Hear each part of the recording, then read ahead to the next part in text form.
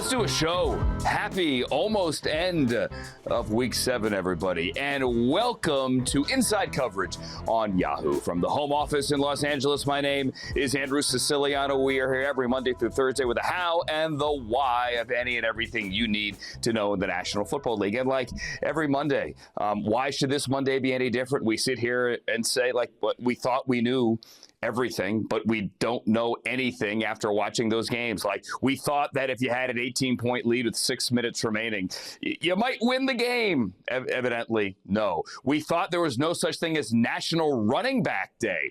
Evidently, there is. And 2 weeks ago, Bijan Robinson was the best player in football. Now a friendly reminder that maybe Christian McCaffrey is the best running back in football. We also learned that a coach wants to phone a friend to figure out if he should change quarterbacks. We'll get into that a little bit later. We'll get into all the games, however, with my friends you just saw on the screen.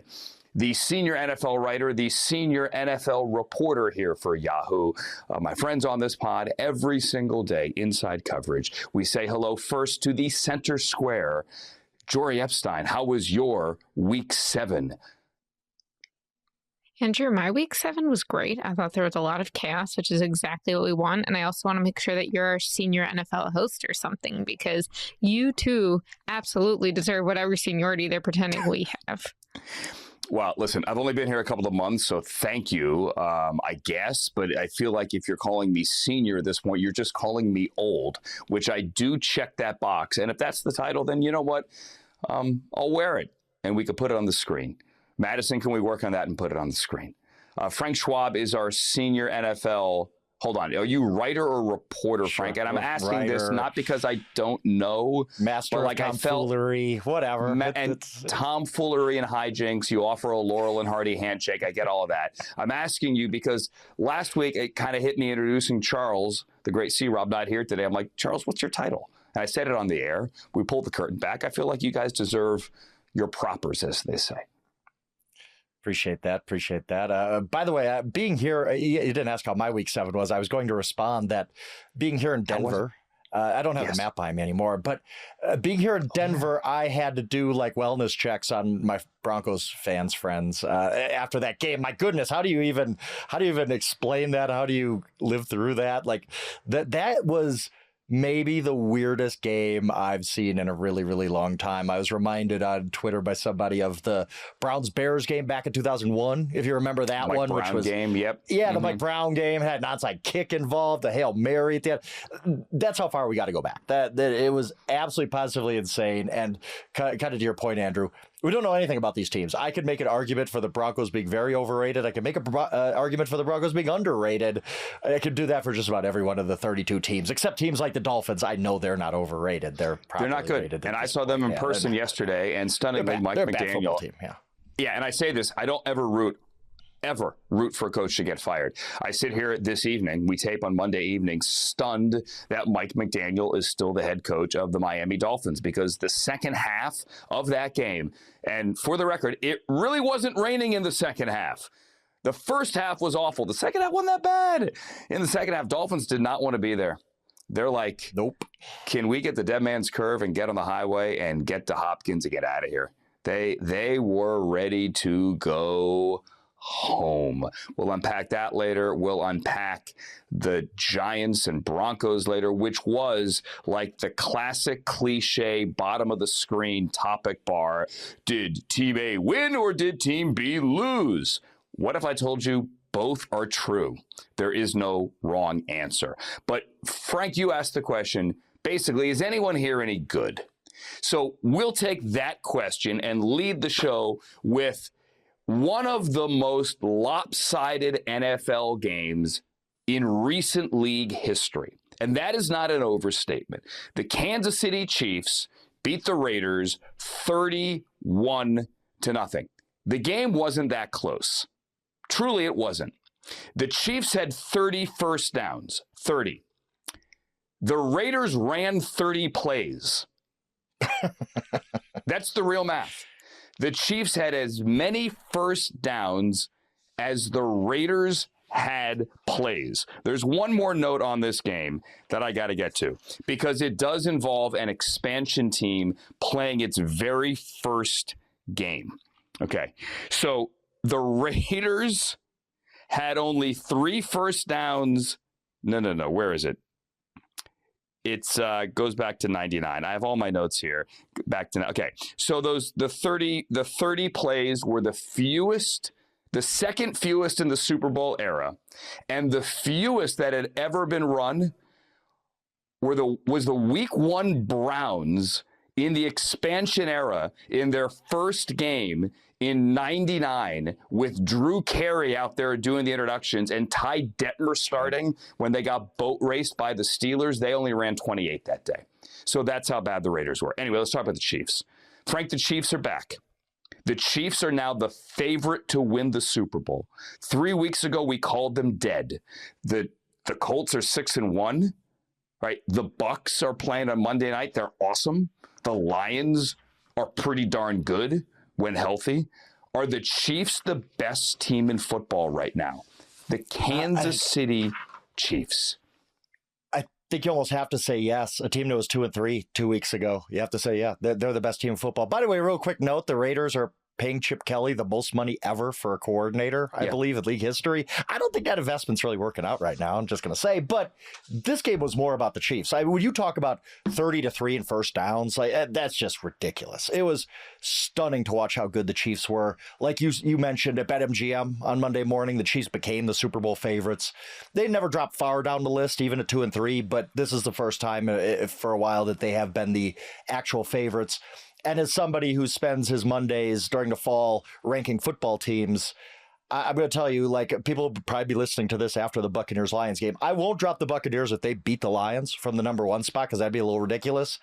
But if the Lions win, as we kind of expect they will, I'm going to have the Chiefs number 1. I'm going to put the Chiefs number 1, even at 4-3, because they're the only team I really trust. If you were to ask me, which of these teams do you think absolutely will make the Super Bowl? You can only pick one. That's all.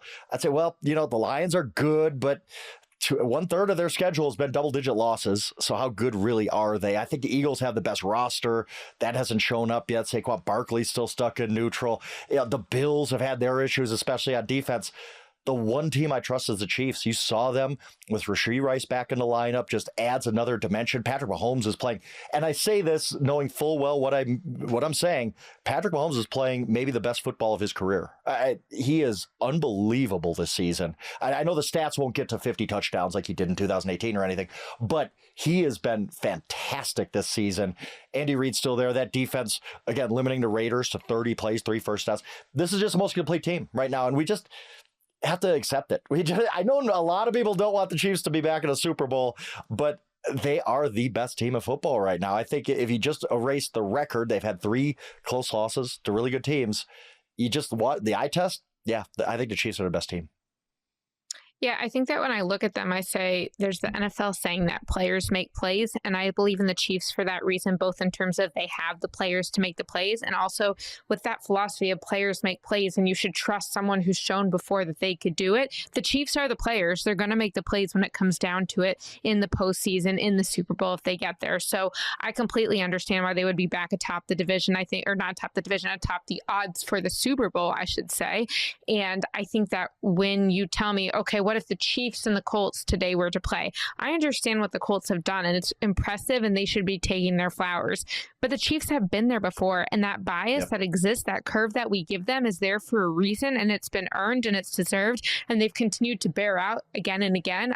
That is worth it. And I think it's just funny when you look at what we're seeing now, week 7, and you consider, go back to week 1 when we saw the Chiefs and we saw that the Chiefs were losing to the Chargers 27-21. And then we saw that the Broncos were beating the Titans, and we saw that the Raiders were beating the Patriots. And we're like, what is this AFC West? Is it going to be really good? Or the Chiefs not? And I get that the Chiefs aren't officially back atop the division, but when I look at how they've all evolved, and some of that is due to injury and outside of players' control, some of that is due to players coming back to the Chiefs. But when I look at it, the place in the AFC West that the Chiefs have traveled from week 1 to week 7 is just so significant to me and not surprising.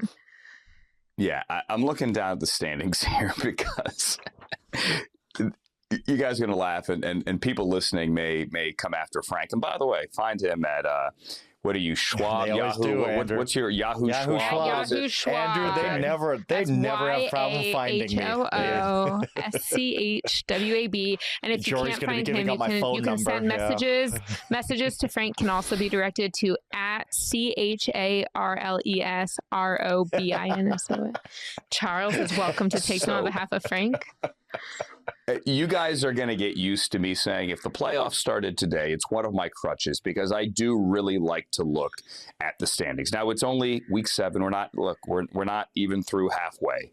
And the 17-game schedule really makes it annoying for the halfway point of the season and all that math. But that said, if the playoffs were to start today, I know they don't. Frank, the Chiefs wouldn't be in the playoffs. They wouldn't. Crazy.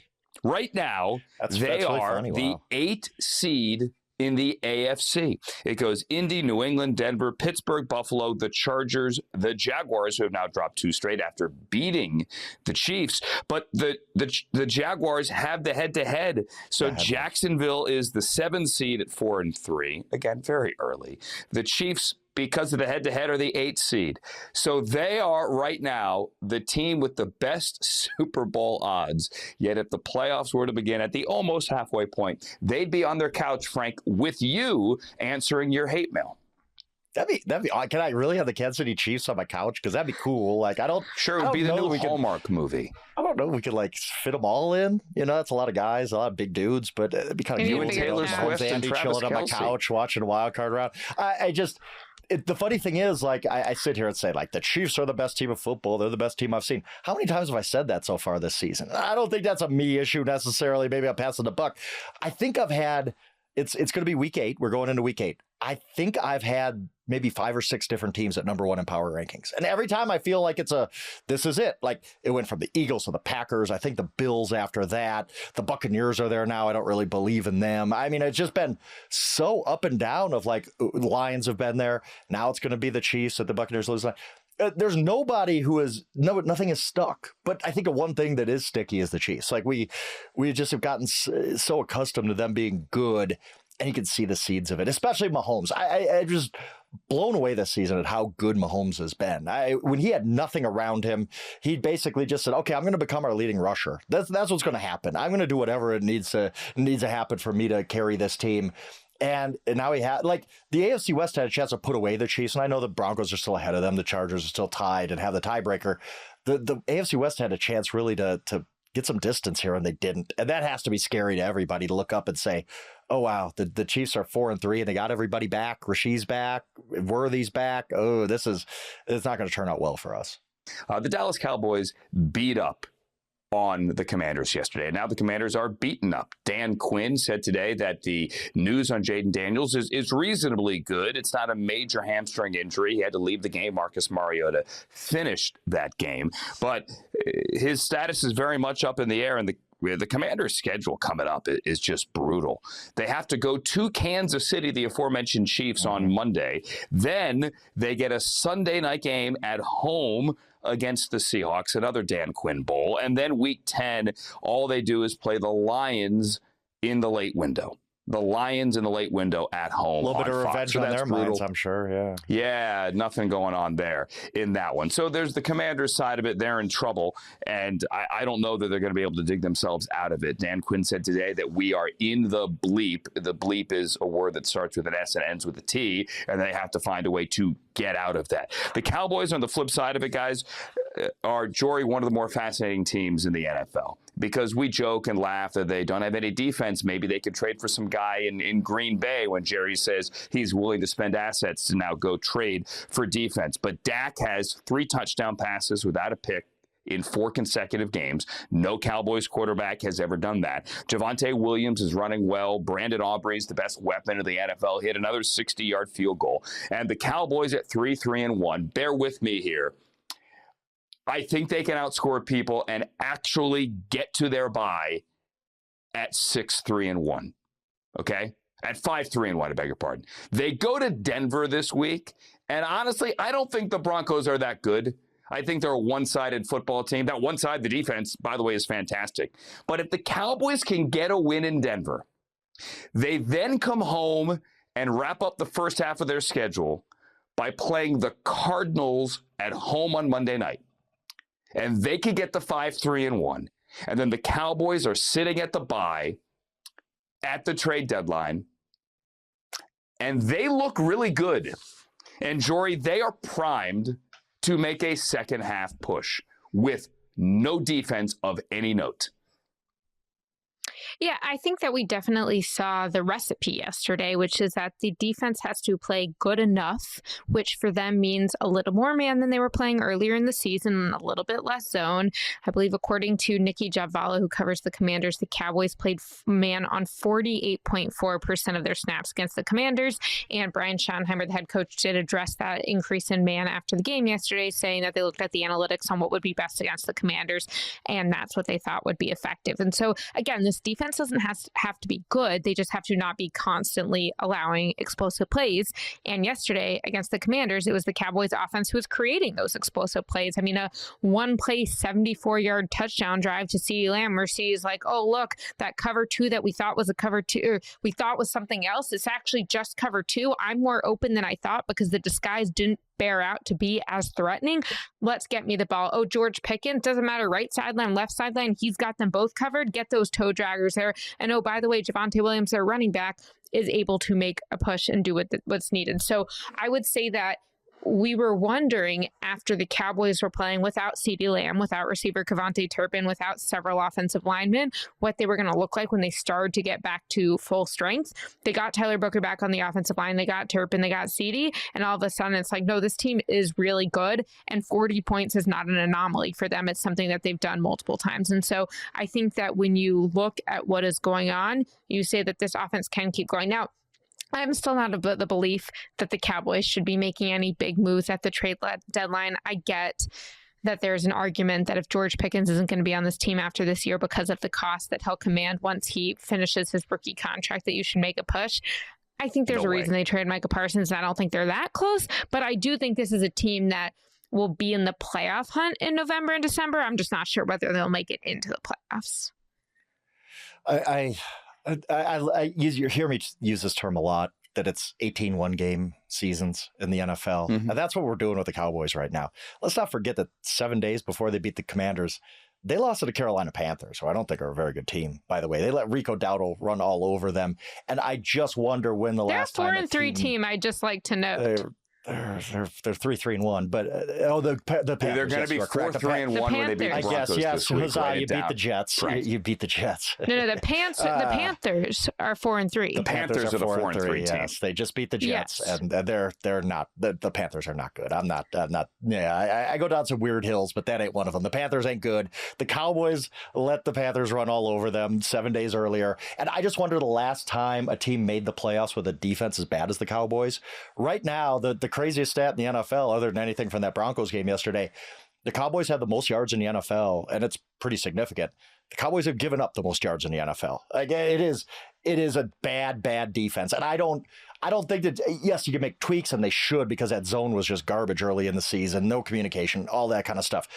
But how much of the Cowboys' defensive success yesterday was no McLaurin, no Debo, Jaden Daniels gets hurt in the third quarter. Sure. I don't know. They play fine and they got a big play. I just don't think this defense is good enough for them to make the playoffs. And then you start looking, I think they're better than the Eagles? Heck no. They're not better than the Eagles. So you got to get to the wild card. Yeah, but you got to get to the wild card, Andrew. And there's three good playoff caliber teams in the NFC North, I think. There's three in the NFC West. There might be a couple in the South. You guys seem to love the Panthers. Like, I don't know where the wild card comes from for the Cowboys. I feel like Brian Windhorst, like waving my fingers right now, okay? Listen, I'm not a Cowboys fan at all. I worked at the network for 14 years. I've worked in this machine for long enough to understand that we all get sick of talking about the Cowboys. We all do, okay? All of us, except maybe Jori. Right? Because she covers the Cowboys and she's so great at covers, not currently, but has. That said, they can outscore anybody. So just make them relevant down the stretch. That's all the networks want. I think they're going to be relevant down the stretch. I think they're going to beat the Broncos. I don't think they're going to make the playoffs necessarily, but I think they will be in contention. They're not going to be mathematically. I would not be surprised if middle of December there's still a mathematical chance the Cowboys are in. Now, again, to their defense, they looked a little bit better in man. I am not trying to say that this defense is fixed. And in fact, I think that it is much more a reflection of the fact that Commanders were missing their top, not one, not two, but three receivers. They lost Jaden Daniels in the middle of the third quarter. And on the other side of the ball, Dorrance Armstrong, their top pass rusher. So I still think that the Cowboys yesterday beat up on a team that was super injured. And that's great that Dan Quinn wanted to say injuries weren't the reason we lost and they don't reflect the margin. I think they do reflect the margin, and that the game would have looked very different. But our point is not that the Cowboys are, one, a good team in 2025 to this point, or two, have a defense that we trust. It's that the offense is good enough that they will win some games and stay relevant. And oh, by the way, the division is struggling. I mean, the Commanders are struggling, and these injuries are going to continue to hurt them for multiple weeks. The Eagles, despite probably being fine now, did lose a couple of games, so it allowed the mathematical contention to go on longer than it otherwise would have. Yeah, I want Brian Angerer to do one thing and one thing only. Hold for Brandon Aubrey. I don't want to see him punt. The Cowboys should never punt. Just Tecmo Bowl this thing. Yeah, Tecmo Bowl this thing. Let's go. And I'm here for it. I think it's going to be an amazingly fun ride. And I am one of these people that is sick of talking about the Dallas Cowboys. Truly. But you know what? Yell at me all you want. Coming up, Frank mentioned the Panthers. Are they kind of sort of for real? And might Andy Dalton for a couple of games might be interesting. Also coming up, when is the right time to phone a friend about trouble at work? And if you're an NFL head coach, should you talk about that on the podium? We'll tell you what Aaron Glenn said. Jori, Frank, hi, I'm Andrew. This is Inside Coverage. It's Inside Coverage here at Yahoo. Andrew Siciliano, Jori Epstein, Frank Schwab. Yes, we're going to talk about the Jets and the Panthers here. Why? Because, well, we talked about this game at our preview show on Thursday. We have to pay it off. And the other part of it is that the Panthers won to keep on winning. They beat the Jets, who are the only winless team remaining in the NFL. Panthers beat them 13-6. You lose Bryce Young. Reportedly, it's a high ankle sprain. So Andy Dalton, who came off the bench, is likely going to have to start for at least a week, maybe two. Now, the flip side of this is Aaron Glenn, a week after losing in London, mismanaging that game, admitting he mismanaged the game, but also clapping back at a reporter on the podium at Tottenham afterwards, saying, why would you ask me about benching Justin Fields? Actually did bench Justin Fields. He benched him at halftime. In came Tyrod. Fields 6-12, 46 yards passing. He ran for 22. Tyrod comes in 10 of 22 for $126, throws a couple of picks. And again, the Jets are the only winless team remaining in the NFL. You love them if you're in a survivor pool. You love if you have to play them. If you're a Jets fan, you're not too pleased. Today, Aaron Glenn, and the day after podium presser, was asked about the possibility of going with Tyrod moving forward. Take a listen. Well, that's something that, I want to continue to look at. Again, it's early on Monday, so I said this yesterday that there's a lot of thought that goes into that. For me personally, and then being able to get with the staff, and then just being able to ask other coaches that have been in a situation, how would they handle that? So I'm not running away from the question at all, Rich. The thing is, I want to make sure that I make the right decision, and I don't want to make rash decisions either.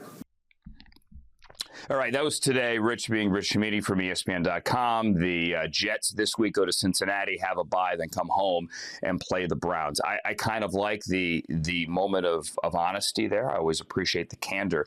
But Jori, what do you think about an NFL head coach saying, I'm gonna phone around and ask him advice on this one before I make my decision? I have no issue with Aaron Glenn talking to mentors or phoning a friend, and I have little issue with him saying that publicly. Where I do have issue is him saying that in the backdrop of the other comments that he has made throughout the season and even today. I mean, immediately before that, in his intro comments, he said, when it comes to offense, listen, I understand exactly what the issues are. We've got to continue to work and get those issues fixed, run game, passing game, etc. So you're telling me you know exactly what the issues are, but then you have to go outside the building to fix it. I kind of feel like we've got this mixed messaging going back to the beginning of the season when Aaron Glenn was like, I'm going to be tough, I'm going to be disciplined, I'm going to cut someone for turnovers. And then all of a sudden, everyone's turning the ball over and you have to reverse your stance. chance. And so I think, to me, what I just struggle with, again, not knowing the guy personally, so maybe I'd feel completely differently if I were in a room with him, but from an not really outsider's view. I've been to multiple of their games and I've been to their headquarters, but from someone who doesn't know what's going on inside of his head and is just saying, if I were the locker room, what would I be thinking? I would feel like my boss, my coach, has not been consistent in the messaging, because the same way that you should approach a person differently if they're going through a tough time versus if they're riding high and you're trying to keep them motivated. I feel like Aaron Glenn took an approach that might work if you're the 15-2 Lions, or if you're Bill Belichick and you have been with this group of players and won 4, 5, 6 Super Bowls with them. I think he did it too early with the Jets, and I think it backfired. And then you say, well, all of a sudden, not only am I not going to hold you responsible for being the only one who's going to execute, but I'm going to go outside of the building to help me execute on my part of the job. Yeah, those are all great points. And I don't want to make too much of it because I don't want to take it out of context. I mean, he talked about, how to handle the situation. And okay, that's fine. You're a rookie coach. You can ask mentors or guys you've been around. Okay, how did you deal with this situation? And it's just the fact that they're 0-7. And I think everybody knows the answer is that when your quarterback has less than 100 passing yards in 2 combined games, something's got to change. Like it just does. Justin Fields is not an NFL starting quarterback at this moment. So you just want a little more clarity, I guess, from your leader. And I like Aaron Glenn a lot. I respect him. I thought he did great work in Detroit.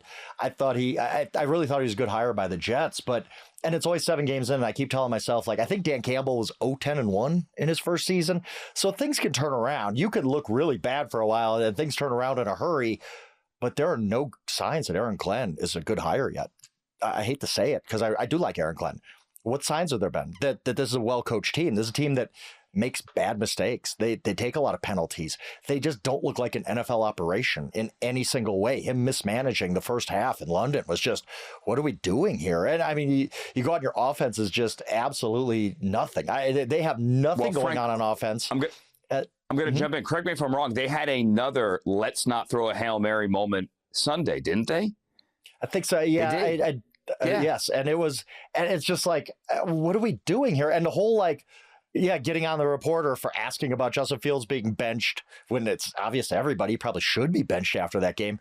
And then benching him a half into the next game, it makes it look like there's just no sense of direction right now. And Aaron Glenn, look, he's a rookie head coach. He's learning on the job. It doesn't always come very easy for everybody, and especially with this roster that isn't very good. But I'm just worried about Aaron Glenn and the Jets.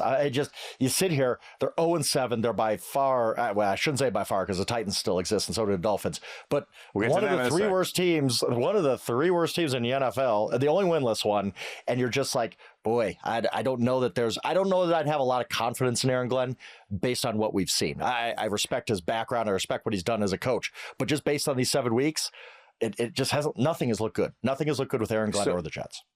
Full disclosure, this was a topic that I suggested on our WhatsApp chat as I was landing this morning at LAX from the Browns and the Dolphins yesterday. And at first I was like, oh my God, how do you say that?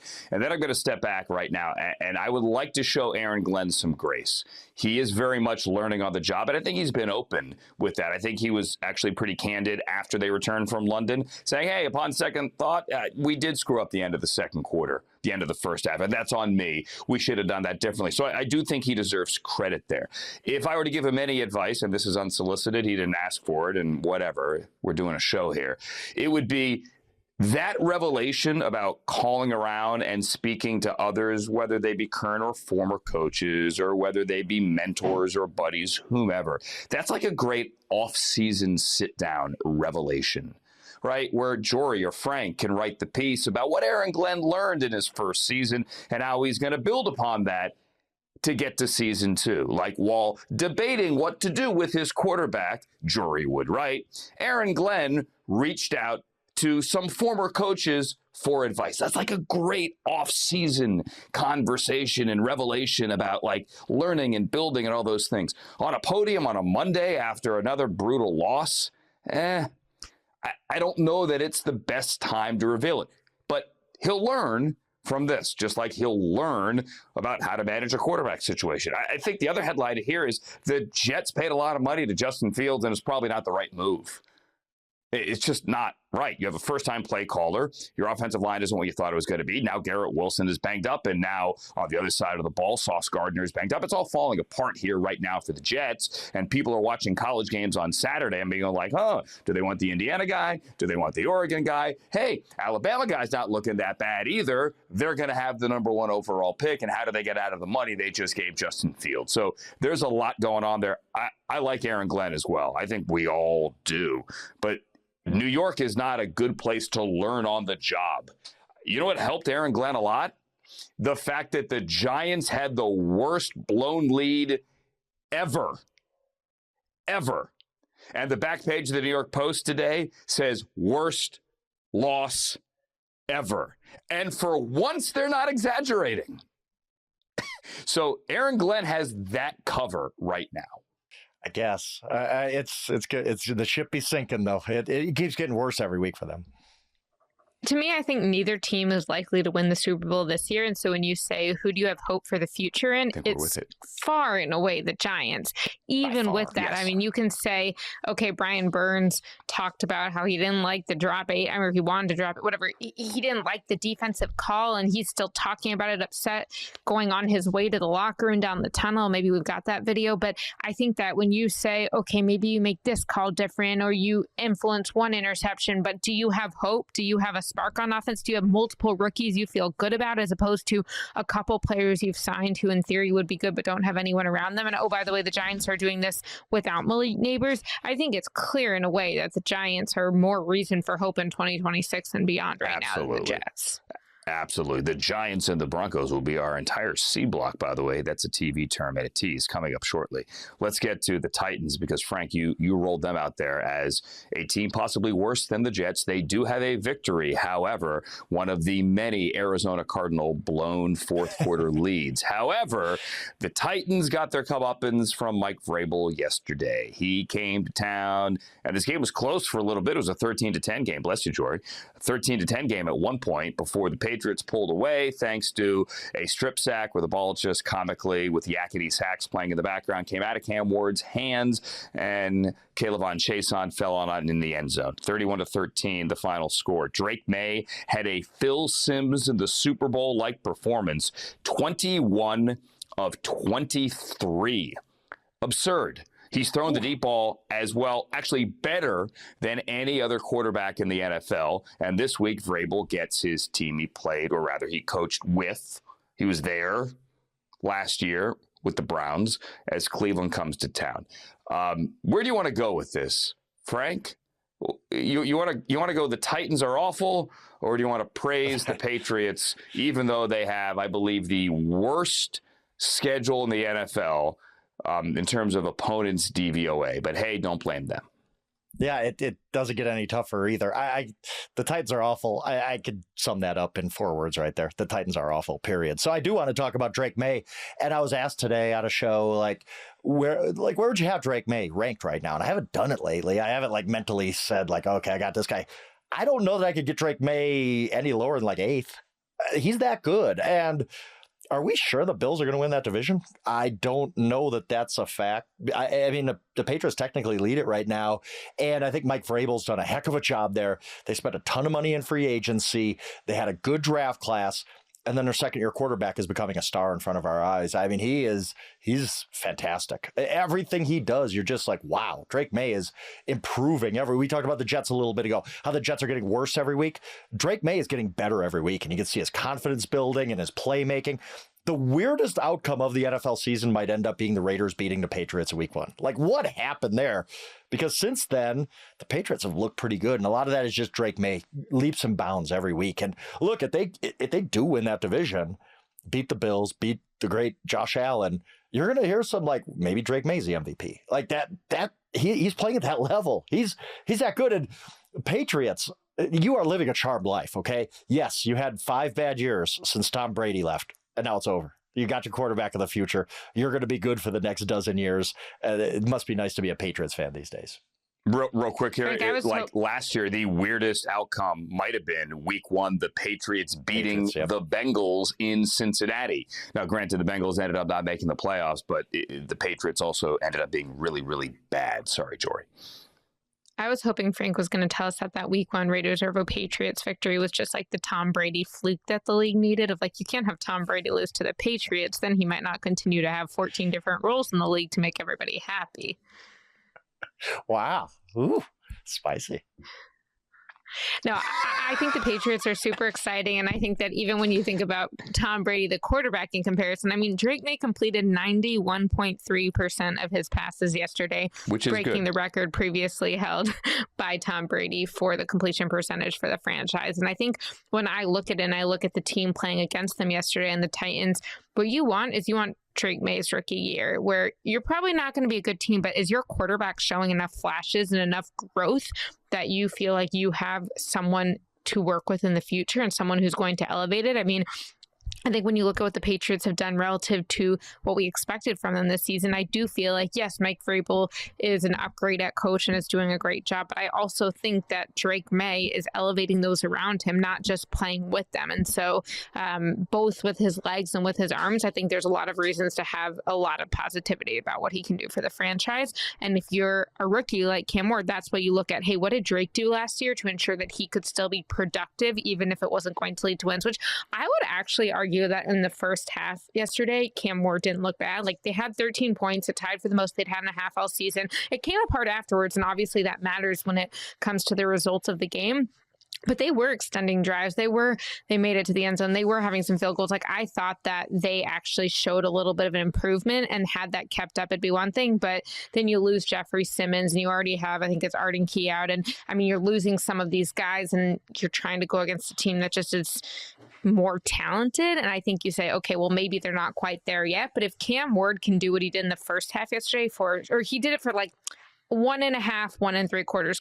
If he can do that for a half, and then the next week do it for 3/4 or 2/3 of a game, I mean, that's the type of thing you should be wanting to see from Tennessee, because this is about what do you have for your future in this guy. Yeah, that touchdown pass was a thing of beauty. I was obviously doing Browns Dolphins, and we're keeping track of it there on the computer. And you saw that throw, you're like, oh boy, all right, we got a game. Mm-hmm. Browns go to New England next week. Are the Patriots coming off a loss? Nope.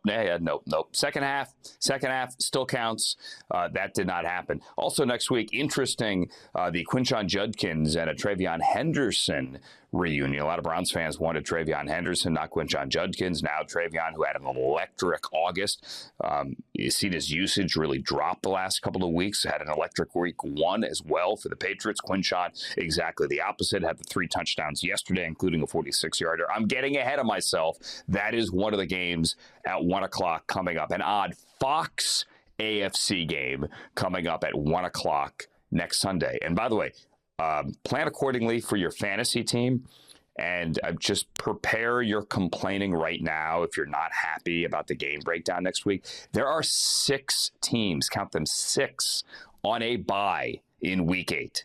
6, believe it or not, including those Raiders who were beaten up on by the Kansas City Chiefs.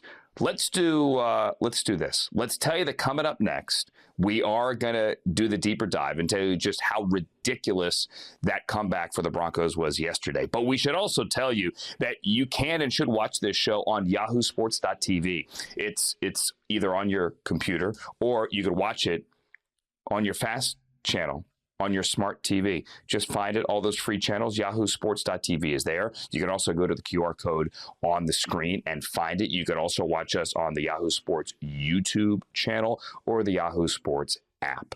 Inside coverage here, Monday through Thursday, every single day with the how. Well, that I just contradicted myself. Monday through Thursday with the how and the why.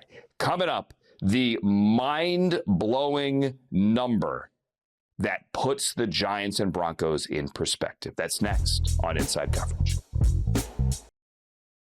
All right, we've teased this long enough. Let's get to the game of the year, of the week, whatever you want to call it. Whatever happened in Denver in Frank's backyard yesterday. It actually felt like it could have been in Frank's backyard, because it felt like a backyard football game in the fourth quarter, with deflected passes and coaches getting in the face of referees and flags. Just, it was a bonkers game. In the end, if you don't know by now, the Broncos, who were down 19-0 at home on an emotional day in which they honored the late Demaryius Thomas and all these alumni were there. 19-0 to the Giants, rallied and won 33-32. Again, it was 19-0 after 3. The final total was 65 somehow. And they won it on a field goal with no time left on the clock. And then you have the shot of Brian Daboll just throwing his headset down. Usually you throw the headset down when the other quarterback gets up there and spikes the football to give Will Lutz a chance to come out there and kick it, because you know he's going to make it. He actually threw the headset down after the kick was up and good, and the Broncos came back and won in ridiculous fashion. So here's the stat that Kevin Harlan, calling the game, who did an amazing job, of course, on CBS, referenced, and great job by CBS and their research crew to have this ready. NFL teams had won, Jori, 1,602 consecutive games, 1,602 consecutive games when leading by 18 points in the final 6 minutes. So when the New York Post calls it the worst loss ever, they're not kidding. You could make the argument that in the 106 years of the National Football League, you witnessed yesterday, not you in person, but we witnessed the worst loss ever. By one metric, this was indeed the worst loss ever. And I think that to the Giants players in the moments after the game who felt so sure that they were going to pull off this upset in Denver and played quite well for a lot of the day on the road to that, it probably felt like that. I still have mixed feelings about this. I get that if you're the Giants and you're trying to win, this doesn't feel very good. I still think if you're team ownership and you're assessing what do Brian Daboll and Joe Shane bring to the table, and you're seeing what your rookie quarterback is doing, and you're seeing how much better the offensive line even looks when he's in compared to Russell Wilson, you're seeing what Cam Scadaboo's doing. I still think that this is a team that's building something in a way it didn't feel like they were building something the last couple of years. I mean, two things can be true, that Daniel Jones is a good quarterback, Brian Daboll might be a good coach, I guess 3 things, and they weren't a good fit, and now both of them seem to have found better fits. I feel like this is a team that should be a little more 2026 and beyond, and not in the sense of you don't need to show something this year, because I get that if you don't show anything, you're losing your jobs. But I think that if what we're seeing right now and what we saw yesterday on Sunday continues through the season, this leadership structure should stay in place because they look so different than they did last year. I'm glad you said that, because I was, if you didn't, that yes, this was such a bad loss. It hurts, it stings, it's heartbreaking. But if you take a step back, if you're not involved in the emotions of the moment, the Giants look pretty good. Like, they should feel pretty good about themselves. Not for the loss, but Jackson Dart is legit. And I get he threw the fourth. If he doesn't throw that interception in the fourth quarter, they win the game. It was a bad interception. We got to take a step back and realize this is a rookie quarterback in his, fourth start, I believe, playing on the road against a defense I think might be the best in the NFL. And they still had 32 points. Like, it was fantastic game, I thought, for Jackson Dart, other than the interception, which was terrible. And it goes back to 18 one-game seasons, like what we were talking about a week ago. Oh, my goodness, Brian Daboll, they beat the Eagles. He's here. And now it's like, Daboll's got to go. They blew this game. Like, it's ridiculous the way we do this. I think the Giants are on the right track. They were this close to going 3-4 and feeling like, hey, we can get back in the playoff race now. And I just think that there's going to be good vibes the rest of the season with the Giants. Jackson Dart is that dude. And another stat for you, Andrew, and I'm sure you've seen this one. This one is making the rounds. First time ever in NFL history that a team gets shut out through 3 quarters and then scores 33 in the fourth quarter. Just bananas. And here's the thing about the Broncos. I don't know what to make of the Broncos. Again, I rank teams, football teams, every Monday. The Broncos, I'll make 2 different arguments for you. 2 things can be true, Jori. The Broncos have a case that they should be undefeated at this point. Their only 2 losses are on the last play of the game at the Colts, who we all love now, on that leverage penalty, and at the Chargers with no time remaining either. That's how close they are to being undefeated. All right, the second thing that's true. Where is this offense? Is it going to show up this year? Like, are we just going to do this game all season where they're just absolutely positively terrible through 3 quarters and pull a rabbit out of the hat in the fourth quarter like they did against the Eagles, like they did against the Giants? Didn't need the fourth quarter against the Jets because the Jets were just so miserable. But when is Sean Payton's offense going to show up? When is that fourth quarter Bo Nix going to play like that for 4 quarters? Like, I think that the Broncos are kind of epitomize the NFL season this year.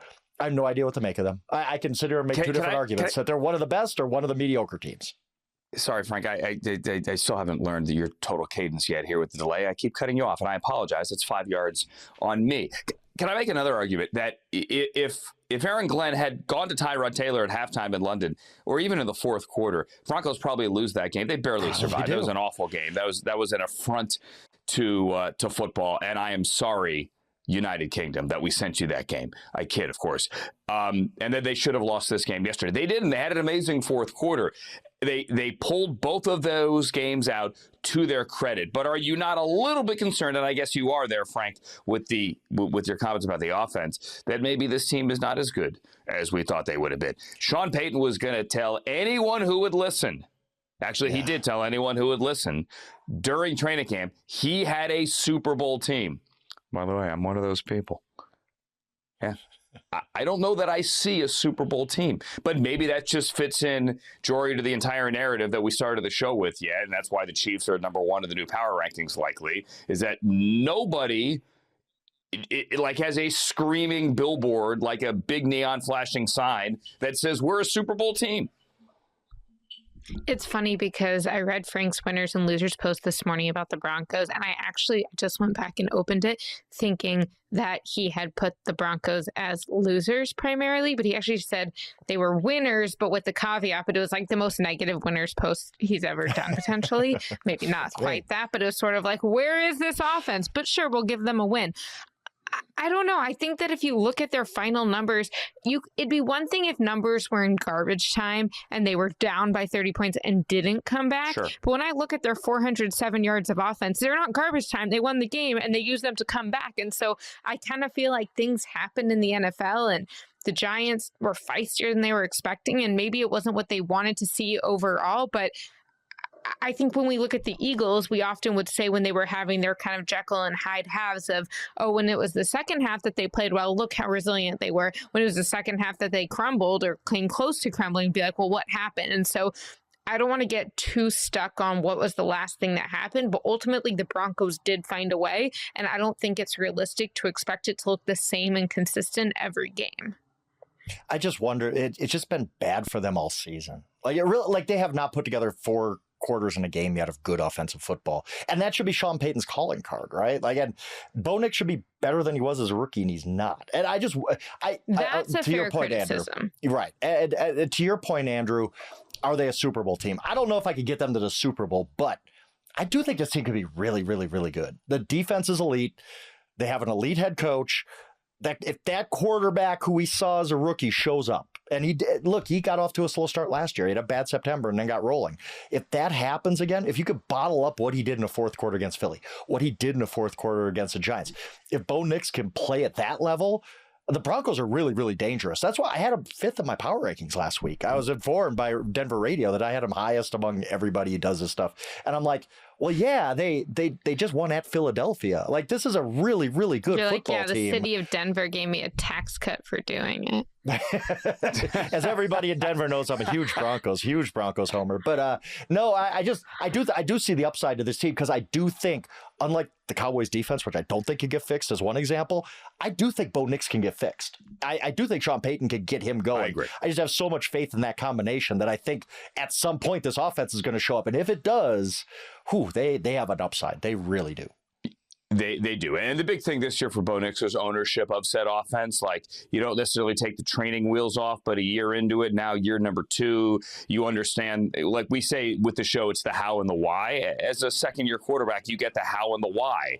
Why are we doing these things? How is this play going to work? You're not just memorizing the play call and spitting it out to the other 10 guys in the huddle. You actually understand all the moving parts. Bo Nix clearly has that. The play hasn't necessarily been there, but the fourth quarter, certainly it was there yesterday. And defensively, like, just go back and look.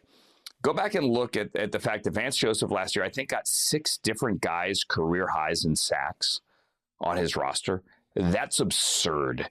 And they have continued that trend. I don't know how many they had yesterday. Honestly, it escapes me, but they had 30 leading the league coming in to the week. That defense will travel. It has traveled. And assuming they probably have to go on the road in the postseason, if they get to the postseason. Last year they went to Buffalo. Hopefully for their sake this year, it's not the Bills in Orchard Park as Buffalo tries to win in its stadium. And not try to close the thing down. But anyway, my point is I still think Denver is a legitimate team, and I think they're going to get the offense fixed truly here. All right.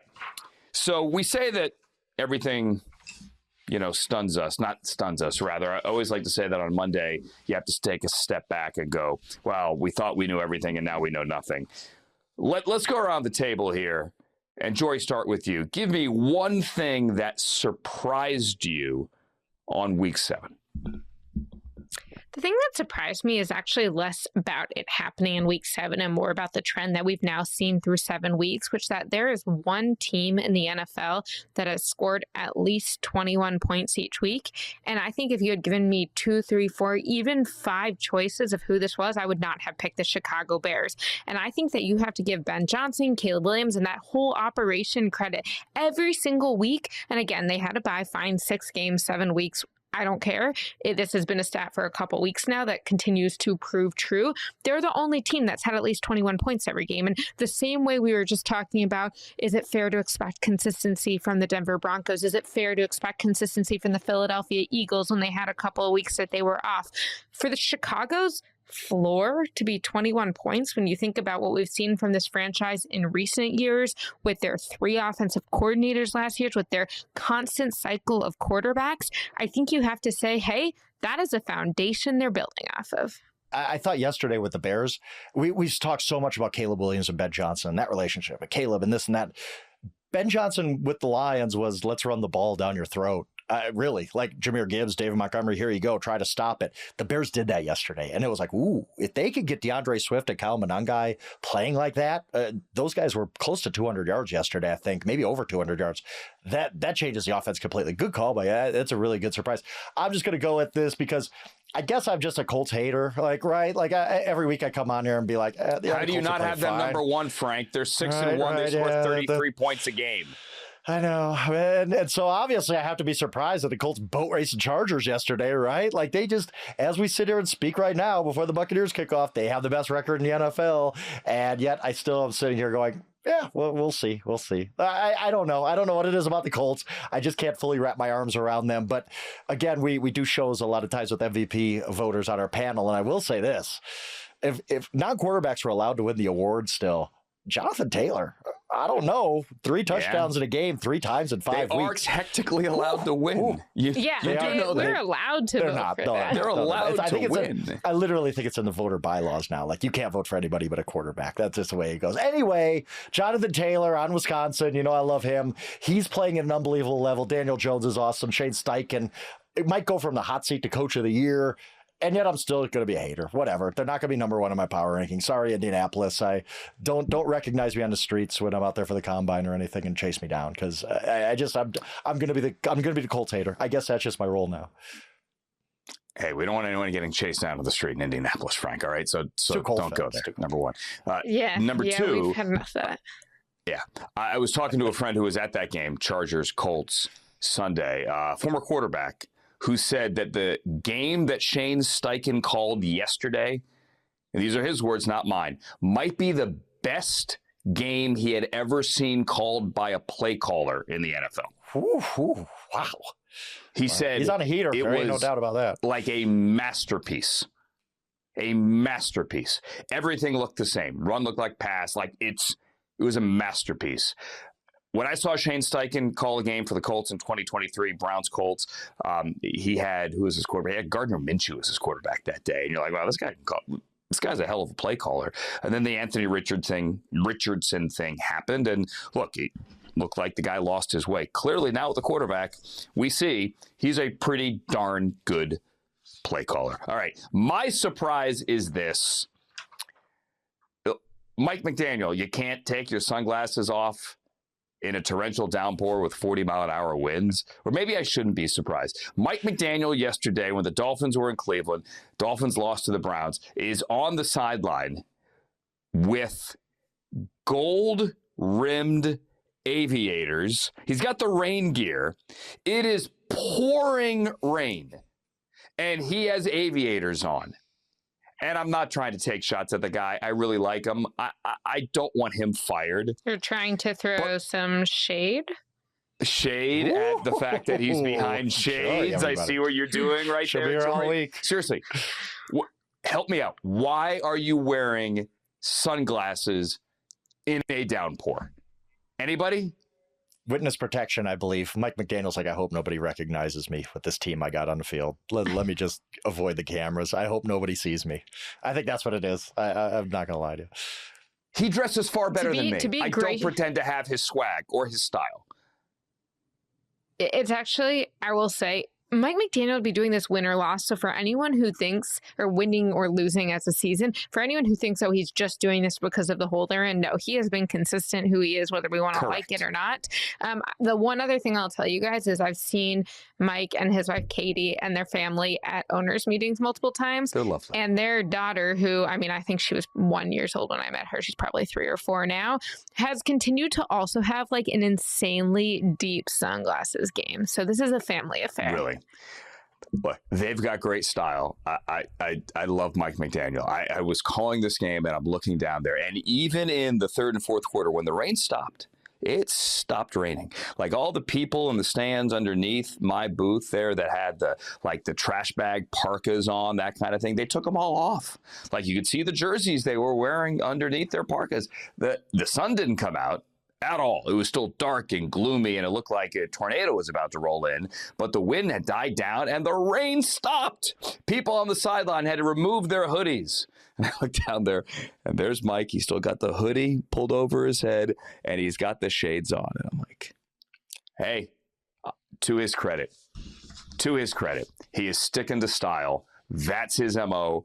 Go for it. In retrospect, I don't know why I called it a surprise. I should not be surprised that he stuck to his style. I was surprised that after the game he intimated he might be benching Tua Tagovailoa, but today he said he is sticking with Tua. And I think he should stick with Tua, despite the fact that yesterday that team did not look like it wanted to be there, in my humble opinion, in the second half. However, Frank and Jori, and hi, I'm Andrew, yours truly. We always want to be here, and we suggest you come back for our next show on Tuesday. This is Inside Coverage on Yahoo. For the aforementioned, the other two, so long, everybody. See you tomorrow.